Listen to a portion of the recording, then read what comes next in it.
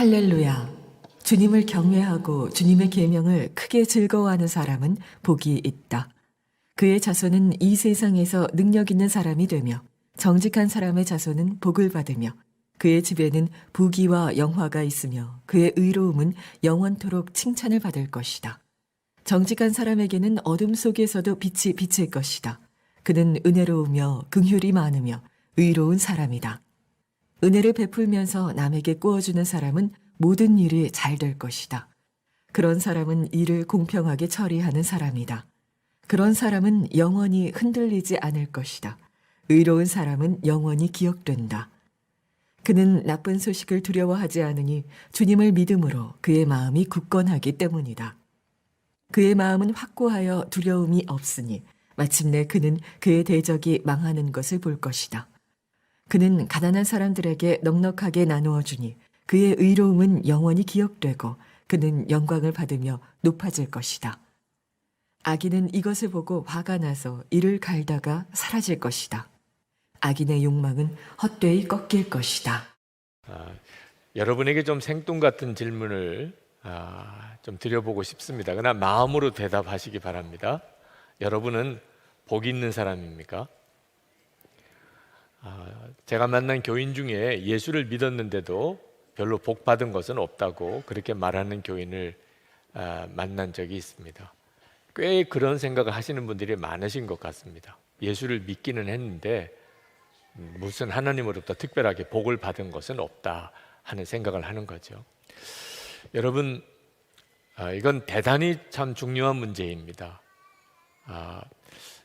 이건 내가 얼마나 소유가 많으냐, 내가 얼마나 원하는 대로 살았느냐, 성공했느냐 하는 문제가 아니고 믿음의 문제입니다. 내가 복이 있는 사람인지 또는 아직 복을 못 받았는지는 전적으로 믿음의 문제입니다. 여러분, 만약에 여러분의 자녀들이 집도 있고 가족도 있고 또 건강하기도 하고 또 공부도 할 수 있는 여건도 되는데도 몇 가지 마음의 불만 때문에 나 불행하다 그렇게 말을 한다면 아마 여러분들은 그 참 너무너무 기가 막힐 것입니다. 이 불행하다는 생각에 갇혀 있는 거죠. 그래서 얼마든지 행복할 수 있는데도 그는 정말 불행하고 고통스럽게 살잖아요. 예수를 믿는 우리도 똑같습니다. 여러분, 예수를 믿게 되었다는 것 자체가 우리가 말할 수 없이 복 있는 사람이 된 겁니다. 앞으로 복을 받아서 복 있게 되는 것이 아니고 예수를 믿을 때 우리는 이미 복 있는 사람이 된 것입니다. 그리고 복 있게 사는 것입니다. 여러분, 우리가 정말 모든 죄가 사함 받았잖아요. 하나님이 우리를 사랑하시되 우리를 하나님의 자녀 삼으셨잖아요. 주 예수님이 우리 안에 오셨잖아요. 영적인 눈이 뜨여서 하나님이 살아계신 것을 믿게 됐고 하나님의 나라가 있다는 것도 알게 됐잖아요. 여러분, 이게 얼마나 엄청난 일입니까? 무슨 복이 더 필요할 문제입니까? 그런 은혜와 복을 우리가 받았습니다. 이미 우리는 아주 복 있는 사람이 된 겁니다. 중요한 것은 이제 그 복 있는 삶을 살아야 하는 거죠. 이건 전적으로 믿음의 문제입니다. 오늘 시편 112편에서 도대체 어떤 사람이 복이 있는지에 대해서 말씀하고 계신데 두 가지 특징을 말씀합니다. 하나는 하나님을 경외하는 것이고 또 하나는 하나님의 계명을 크게 즐거워하는 것입니다. 1절 말씀에 이렇게 썼습니다. 할렐루야, 주님을 경외하고 주님의 계명을 크게 즐거워하는 사람은 복이 있다. 이 여호와를 경외하는 것과 또 여호와의 계명을 크게 즐거워하는 것은 사실은 같은 내용입니다. 이 둘은 어느 하나만 성립이 되고 어느 하나는 성립되지 않을 수가 없는 말씀입니다. 하나님을 경외한다면 하나님의 말씀을 크게 즐거워하게 되고 하나님의 말씀이 크게 즐겁다면 그는 늘 하나님을 바라보며 사는 하나님을 경외하는 사람이기 때문에 그렇습니다. 만약에 여러분이 예수를 믿고도 아직도 무슨 복 받은 게 없다고 생각하거나 또는 앞으로 하나님이 어떤 복을 주시기를 그저 기다리고 있는 분이라면 여러분 하나님을 경외하고 하나님의 계명을 크게 즐거워하는 삶을 한번 살아보시기 바랍니다. 너무나 명확하게 우리가 어떻게 하면 복 있는 삶을 살지에 대하여 성경이 분명히 말해주고 있습니다.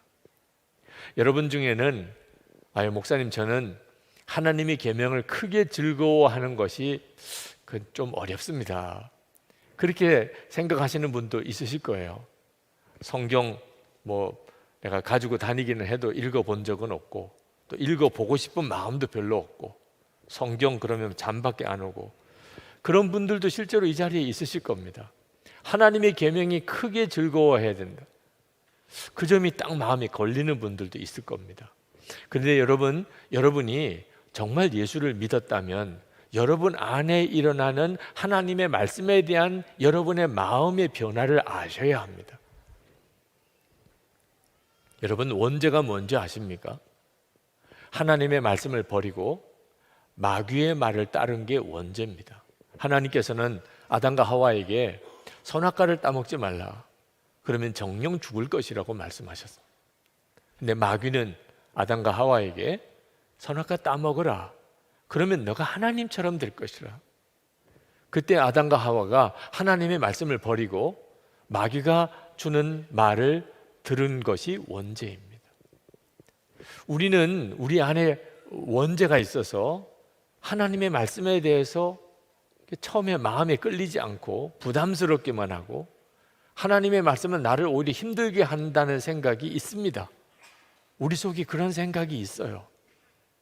그래서 여러분 중에는 성경 한 번도 제대로 보지 못한 분, 또 보고 싶은 생각도 의욕도 없으신 분도 있으실 거예요. 근데 이제는 분별할 줄 알아야 합니다. 하나님의 말씀에 대해서 내가 거부감이 들고 하나님의 말씀은 너무 나를 답답하게만 하고 매력도 없고 하나님의 말씀대로 사는 건 나를 구속하는 것만 같이 느껴지는 것이 얼마나 심각한 문제인지, 이것이 바로 원죄구나, 이 사실에 대한 분별을 분명히 가지셔야 합니다. 그래야 그 생각에 따라가지 않게 되는 거죠. 여러분이 예수님을 정말 믿으셨다면 여러분 안에 하나님의 말씀에 대한 생각에 변화가 일어날 것 너무나도 당연한 일입니다. 성경에 보면 고린도전서 2장 12절에 우리가 세상의 영을 받지 아니하고 하나님께로 온 영을 받았으니, 하나님께서 우리에게 은혜로 주신 것들을 알게 하려 하심이라. 여러분의 마음 속에 하나님의 말씀에 대한 갈망이 있는지 없는지를 한번 확인해 보세요. 여러분 한번 질문해 보겠습니다. 오늘 주일 예배를 드리러 이렇게 오셨는데 오늘 목사의 설교를 통해서 내가 좀 은혜를 받고 가면 좋겠다, 오늘 나에게 뭐가 감동이 되고 뭔가 깨달아지는 그런 말씀을, 설교를 좀 내가 들으면 좋겠다, 그런 생각이 다 있으시잖아요. 여러분 그게 도대체 뭐죠? 이미 여러분 안에 하나님이 은혜로 주시는 것들에 대한 자각이 생긴 겁니다. 그러니까 설교에서 은혜를 받고 싶은 거예요. 하나님의 말씀에서 뭔가 내게 깨달아지는 것이 있었으면 좋겠다고 생각이 드는 겁니다. 다 그렇겠습니까? 설교 자체를 아예 듣고 싶지 않은 사람도 있다는 말입니다. 설교에 아무런 기대도 없는 사람이 이 세상의 대부분입니다. 그런데 여러분 마음속에 말씀에 대한 기대가 생긴 것은 그건 부인할 수 없는 성령의 역사죠. 세상의 영을 받지 아니하고 하나님께로 온 영이 여러분 안에 있다는 뜻이죠. 물론 아직까지는 하나님의 말씀이 크고 즐겁지는 않습니다. 그러나 하나님의 말씀이 크고 즐거울 씨앗은 이미 여러분 안에 뿌려졌고 자라고 있잖아요. 여러분이 그 사실을 주목해야 합니다. 하나님의 말씀에 대한 내 마음의 변화가 일어나고 있는 겁니다. 저는 항상 설교하는 것이 힘듭니다. 설교 준비하는 건 더 힘듭니다. 그렇지만 저는 설교자가 되었기 때문에 지금 제가 있다는 사실을 깨닫고 하나님께 늘 감사합니다. 저는 설교 준비하다가 울었던 적이 많이 있습니다. 하나님, 정말 너무나 놀랍군요. 하나님, 이것이 진리군요. 무슨 설교를 했다고 무슨 사례를 주지 않아도, 또는 많은 사람이 모여서 제 설교를 듣지 않아도, 심지어 제가 설교했던 내용 때문에 누가 나에게 돌을 던진다 하더라도 하나님 충분합니다. 말씀을 준비하면서 깨달은 은혜가 너무나 놀라워서, 저는 설교할 때마다 제가 가장 먼저 은혜 받는 자고 제가 가장 많은 은혜를 받은 자라는 사실에 대해서 때때로 성도들에게 미안할 때도 있습니다. 우리가 말씀을 잘 몰라서 그렇지, 하나님의 말씀을 읽고 묵상에 들어가다 보면 정말 설명할 수 없는 기쁨이 이 말씀 속에 있습니다. 여러분 모두가 다 그 복을 받은 사람입니다. 시편 112편에 보면 그들이 어떤 복을 받게 되었는지 말씀하고 있습니다. 하나님을 경외하는 사람, 하나님의 계명을 크게 즐거워하는 사람은 어떤 복을 받았는지, 자손들이 이 세상에서 능력 있는 사람이 되며 그의 집에는 부귀와 영화가 있으며 은혜를 베풀며 꾸어주고 재물을 흩어 빈궁한 자들에게 나누어 주며 부와 재물을 공의 가운데 사용하며 흉한 소문과 대적하는 악인으로 인하여 두려워하지 않는 삶을 살게 된다고 말씀하고 있습니다. 정말 부러운 거죠. 누구나 다 이렇게 살고 싶겠죠. 근데 여러분, 오늘 이 복이 있는 사람이 어떤 사람인지 대한 말씀 중에 우리가 진짜 주목해 보아야 될 구절이 있습니다. 부귀와 영화를 누리고 자식들이 잘 된다는 것, 거기에 초점을 두시면 안 됩니다. 그것은 이 세상의 짝퉁 복음, 짝퉁 행복에도 보장해 준다고 우리를 미혹하고 있는 내용들입니다. 자식이 잘 되고 부귀 영화를 누리고, 그게 다 복인 줄로 생각하는, 진짜 복은 그것 가지고 분별하기 어렵습니다. 진짜 복이 뭔지 오늘 말씀에 세 부분이 뚜렷하게 우리 가운데 우리의 생각을 사로잡습니다. 첫째가 정직하고 의로운 사람이 되는 것입니다. 2절, 4절 말씀에 보면 정직한 사람이라고 표현하고 있고 4절, 6절에 보면 의로운 사람이라고 말을 합니다. 항상 하나님을 바라보고 하나님을 경외하는 사람은 정직하고 의로운 사람이 될 수밖에 없는 거예요. 부귀영화를 누리고 그 자식들이 잘 됐다고 그 사람이 정직하고 의로운 사람이라는 보장은 없습니다. 우리에게 있어서 더 중요한, 복이 있는지 없는지에 대한 더 중요한 기준은 정직하고 의로운 사람이 되었느냐 하는 것입니다. 어느 초등학교에 시험을 보는 시간, 시험 치는 시간인데 선생님이 이제 감독을 하고 아이들이 시험을 봅니다. 그런데 그 반에서 제일 공부 잘하는 아이, 늘 1등 하던 아이가 그날 한 문제에 답을 알지 못하고 쩔쩔매고 있었습니다. 근데 옆에 있는 아이가 늘 시험 볼 때마다 이 아이의 답안지를 베껴서 시험을 보던 아이가 있었습니다. 이 아이가 보니까 자기가 늘 보고 베끼는 아이가 한 문제를 답을 못 쓰고 있는 겁니다. 이 아이는 공부는 못해도 정보력은 대단합니다. 그래서 두루 살펴보니까 정답이 뭔지를 알았어요. 그래서 이제는 은혜를 갚아야 될 때라고 생각이 들어서 계속 그 아이 보고 자기 답안지를 보라고, 내가 답을 알았으니까 보고 써. 이 아이가 아니야, 난 안 볼 거야.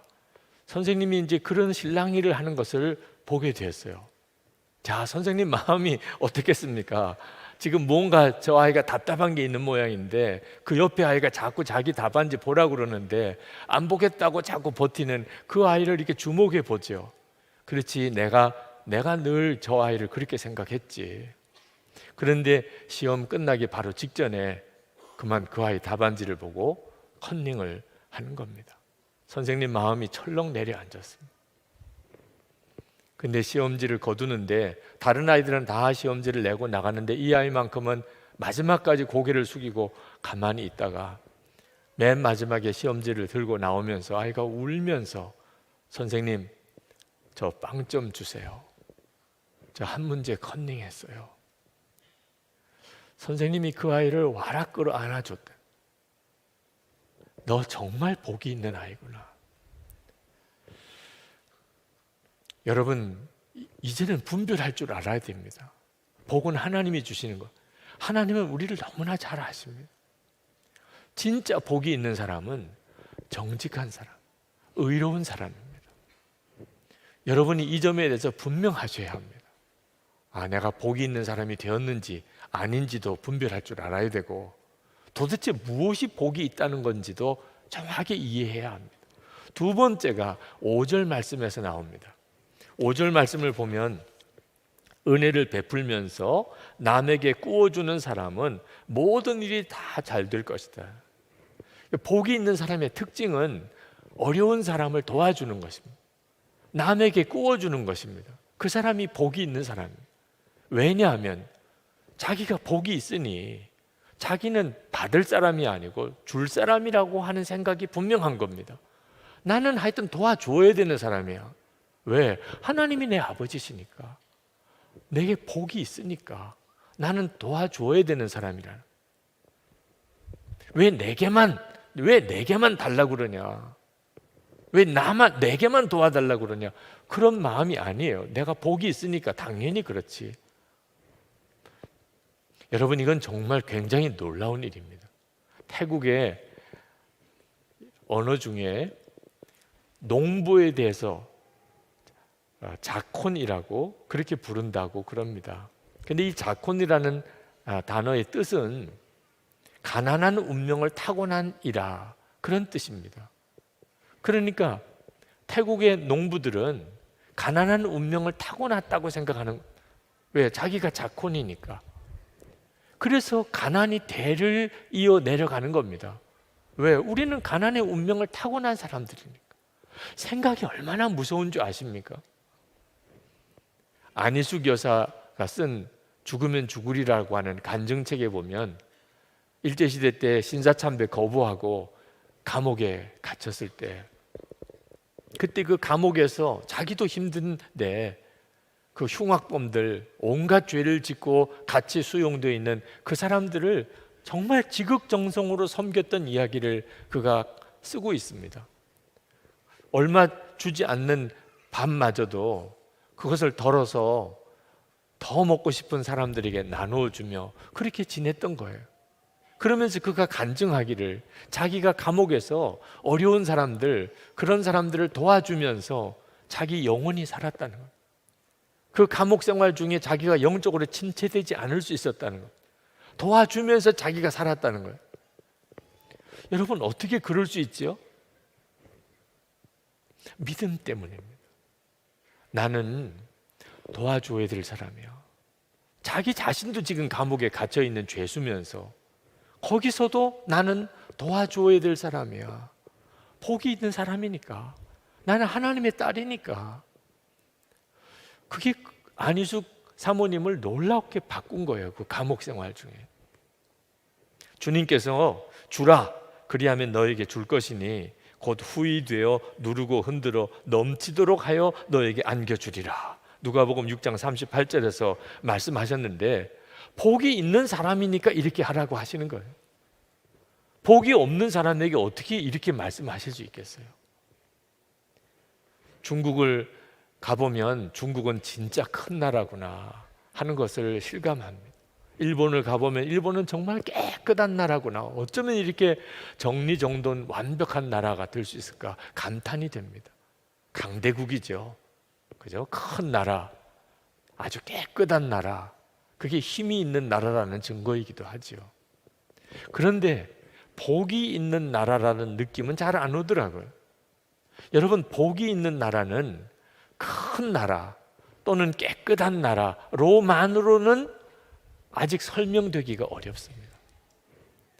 복이 있는 나라는 온 국민들이 다른 사람을 도와주려고 하는 마음을 가지고 있는 그런 나라가 복이 있는 나라예요.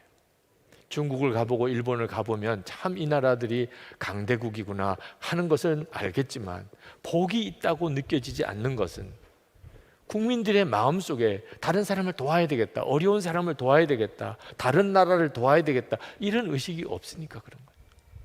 여러분, 우리나라가 복이 있는 나라가 되려면 어떻게 하면 됩니까? 우리나라의 국민의 20%가 기독교인입니다. 예수를 믿는 우리들이 진짜 복이 있는 사람이 되면 앞으로 복을 받고 싶은 게 아니고 이미 복이 있는 사람이 되어 복이 있는 사람으로 살면 어려운 사람 도와주는 게 우리의 일이에요. 그게 우리가 해야 될 사명이에요. 이렇게 우리가 살기 시작하면 우리나라는 정말 복이 있는 나라가 되는 겁니다. 저희 교회가 이 큰 예배당 건축 때문에 건축 부채가 아주 많이 있습니다. 처음에 이 예배당을 다 짓고 난 다음에는 상상할 수 없을 정도의 건축 부채가 있었고 이자도 제대로 갚기가 어려울 만큼 계속되는 위기 상황을 보내야 됐습니다. 그런데 하나님의 은혜로 교회가 힘을 얻어서 이제는 이자 정도는 능히 갚을 수 있겠다, 그런 단계가 됐습니다. 그때가 2012년이었던 것 같습니다. 이제는 이자 문제 때문에는 더 이상 걱정하지 않을 정도로 교회가 컸습니다. 물론 원금 부채는 여전히 많이 있지만, 근데 그때 하나님께서 제 마음속에 어떤 마음을 주셨냐면 분립개척을 시작하라, 그런 마음을 주셨습니다. 교회 하나를 분립개척하려면 상당한 재정도 들고 교인도 같이 가야 합니다. 우리 교회가 아직도 부채 원금을 제대로 갚지도 못하고 있는데 지금부터 이렇게 분립개척을 하면 이거 부채는 언제 다 갚아요? 그런 생각이 당연히 들만도 한데 제 마음속에는 마치 그게 너무너무 행복한 일처럼 그런 갈망이 일어나는 겁니다.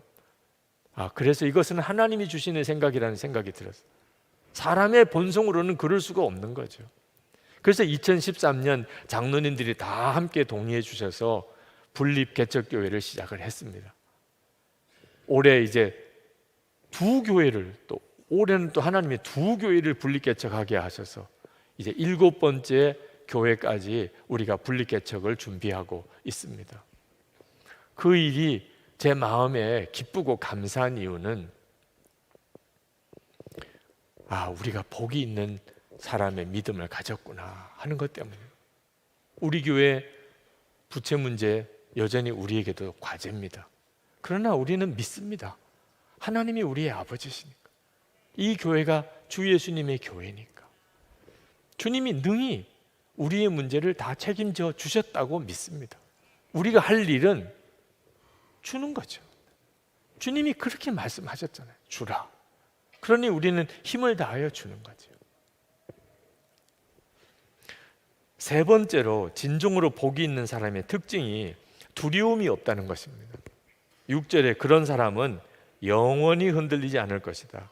7절에 그는 나쁜 소식을 두려워하지 않으니 주님을 믿음으로 그의 마음이 굳건하기 때문이다. 많은 성도들이 하나님의 말씀대로 살지 못하는 이유가 뭔지 아십니까? 두려움 때문입니다. 내가 하나님의 말씀대로 살면 정말 하나님께서 나를 책임져 주실까?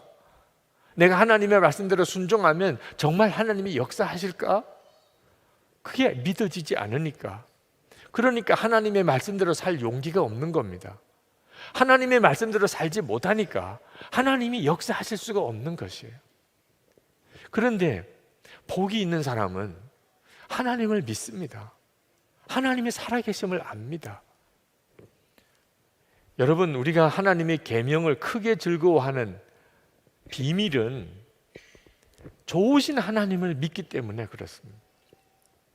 아버지가 좋은 아들, 그 아들은 아버지가 얘야 너에게만 시키는 일이다, 이 일을 좀 아빠를 위해서 해다오, 그러면 그 말이 너무나 기쁩니다. 아버지가 나에게만 이 일을 시켰어. 형도 있고 동생도 있는데 나에게만 시켰어.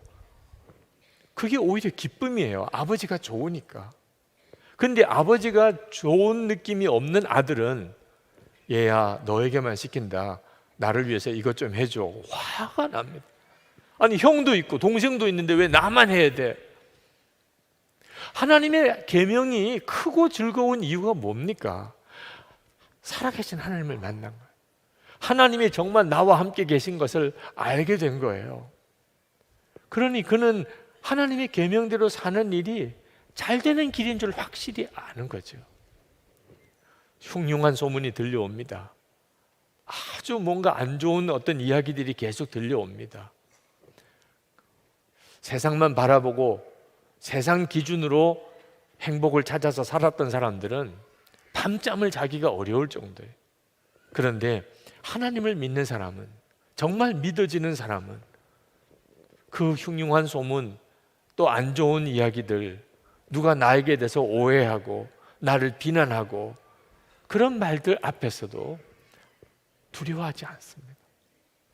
하나님이 다 책임져 주실 것, 인도하실 것, 모든 것을 다 하나님이 옳고 그르게 다 분별하게 해 주실 것을 믿기 때문에 고린도후서 4장 8절 이후에 10절까지 우리가 사방으로 우겨쌈을 당하여도 쌓이지 아니하며 답답한 일을 당하여도 낙심하지 아니하며 박해를 받아도 버림받지 아니하며 거꾸로 뜨림을 당하여도 망하지 아니하고 우리가 항상 예수의 죽음을 몸에 짊어짐은 예수의 생명이 또한 우리 몸에 나타나게 하려 함이라. 정말 예수를 믿고 내가 복이 있다고 믿어지는 사람은 어떤 환난과 어려움이 와도 그는 무너지지 않습니다. 여러분이 예수를 믿으셨다면 여러분은 이미 복이 있는 사람인 것을 믿으셔야 합니다. 그리고 그 복이 있는 사람이기 때문에 복이 있게 사는 겁니다. 그때부터 하나님의 역사가 나타나는 겁니다. 저는 어릴 때부터 영락 없는 목사라는 소리를 듣고 자랐어요. 아니 조그마한 어린 아이인데도 야 너는 영락 없이 목사구나. 그건 제가 어릴 때부터 아주 남다르게 정말 목사다운 사람이었기 때문이 아니었어요. 제가 어릴 때부터 들었던 말이 하나님께 바친 목사라는 거예요. 그 어린아이 때 그 말은 저에게서 엄청난 영향이 되었습니다. 목사의 아들로 자라면서 큰아들이라 하나님께 바쳐졌다는 거예요. 그래서 나는 목사밖에 될 다른 길이 없는 거예요. 여러분 생각해 보세요. 5살, 6살 되는 아이가 나는 목사가 돼야 돼.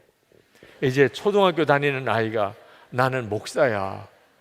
이제 중학교, 고등학교 사춘기를 보내는데 나는 목사가 될 팔자야. 어떻게 살겠어요? 그러니까 사람들이 볼 때 넌 영락 없이 목사구나. 그렇게 살게 되는 겁니다. 생각이 그렇게 중요해요. 여러분 그렇다면 여러분이 나는 하나님의 사랑하는 자녀야. 하나님이 내 아버지셔. 나는 이미 정말 말할 수 없는 복을 받았어. 나는 주는 사람이지 받는 사람 아니야. 나 어떤 것도 이제 두렵지가 않아. 여러분이 그런 마음과 생각을 가지고 산다면 여러분의 인생이 어떻게 변할까요? 이건 너무너무 중요해요. 나는 복도 못 받았어. 예수를 믿고도 그렇게 생각에 빠지면 안 됩니다. 오늘 말씀을 다시 한번 같이 읽어보면 좋겠습니다. 1절 말씀 다 같이 읽겠습니다. 할렐루야. 주님을 경외하고 주님의 계명을 크게 즐거워하는 사람은 복이 있다. 아멘. 여러분에게 정말 말씀의 부흥이 임하여서 하나님의 계명이 크게 즐거워하는 역사가 일어나게 되기를 축복합니다. 제2차 대전 때 영국의 맥도널드 목사님, 그분이 군인으로 참전을 했을 때 그때 독일군의 포로가 되어서 포로 수용소 생활을 했습니다. 근데 하루는 새벽에 친구가 다 급히 깨우더래요. 그래서 무슨 일이냐 그랬더니 그들이 오고 있다는 거예요. 이 친구는 기술자인데 그 수용소에서 라디오를 조립해 가지고 그래서 그 바깥에 뉴스를 라디오로 듣고 그걸 포로들에게 이렇게 전해주는 역할을 했습니다. 그런데 노르만디 상륙 작전 성공했다는 BBC 뉴스를 들은 거예요. 그들이 온다는 것, 이건 그들에게, 포로들에게는 암호입니다. 연합군이 이제 진격에 온다는 뜻. 그 새벽에 수용소에 있는 모든 사람에게 전해졌어요. 그들이 온다, 그들이 온다. 그들이 왔다는 거예요. 아침에 그 운동장으로 포로들이 나와서 춤을 추면서 기뻐합니다. 외치기를, 그들이 왔다는, 그들이 온다는 것입니다. 그 모습을 지켜보는 막루에 있는 독일군 병사들, 총뿌리를 그들에게 겨누고 있는 그 병사들이 볼 때는 완전히 미친 사람, 집단적으로 미쳤구나, 그렇게 생각하면서 그 연합군 포로들이 그렇게 기뻐하고 소리 지르는 것을 보고만 있었다는 거죠. 여러분, 이것이 예수 믿는 우리들 이야기예요. 정말 우리야말로 그렇습니다. 우리는 주님이 오셨다는 사실을 알잖아요. 주님이 내 마음에 임하셨잖아요. 정말 그분이 오셨잖아요. 우리는 하나님의 나라가 있다는 것도 알잖아요. 하나님의 말씀의 성경 속에 너무나 놀라운 복음이, 하나님의 계획이, 하나님이 역사하실 일들이 다 기록되어 있다니까. 정말 춤을 추면서 기뻐할 일이죠. 세상 사람들이 볼 때는 완전히 미친 사람 같이 여겨질 정도. 여러분, 바로 그 믿음 때문에 우리가 세상에 정직하고 의로운 사람으로, 그리고 주고 또 주는 사람으로, 그리고 세상 어떤 일들로 인하여도 두려워하지 않는, 그래서 끝까지 하나님의 말씀대로 살아갈 수 있는 사람이 되는 것입니다. 오늘 이 시간 여러분에게 그 은혜가 있기를 축복합니다.